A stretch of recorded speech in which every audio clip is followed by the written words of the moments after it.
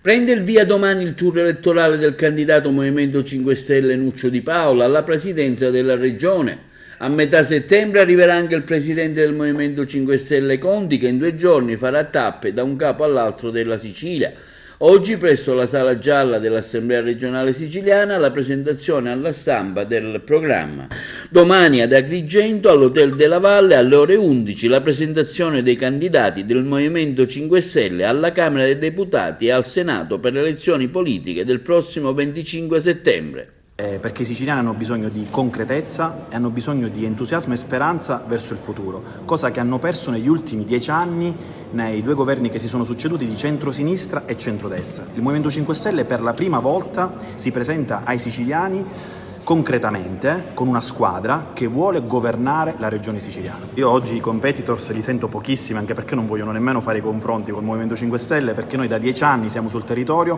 da 10 anni con tutta una squadra siamo all'interno dell'Assemblea regionale siciliana, ascoltiamo da tempo le categorie,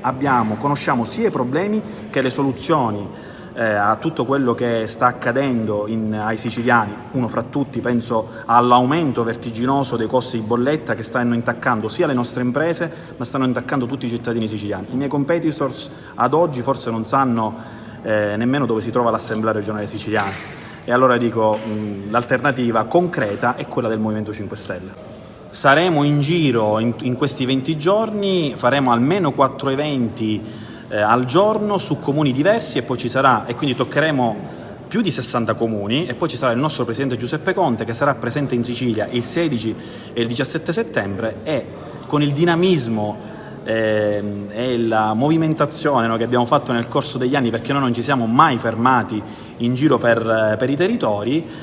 saremo in più comuni della regione siciliana. Cercheremo appunto di trasmettere e di raccontare ai siciliani qual è il nostro programma e quali sono le nostre proposte che oggi noi portiamo in maniera concreta, a differenza di chi oggi si racconta come nuovo, ma di fatto in questi anni non ha realizzato nulla, pur già governando per 5 anni la regione siciliana. Perché dico, quei partiti che oggi sostengono Schifani sono gli stessi partiti che hanno governato per 5 anni con tantissime criticità e con fallimenti che sono sotto gli occhi di tutti.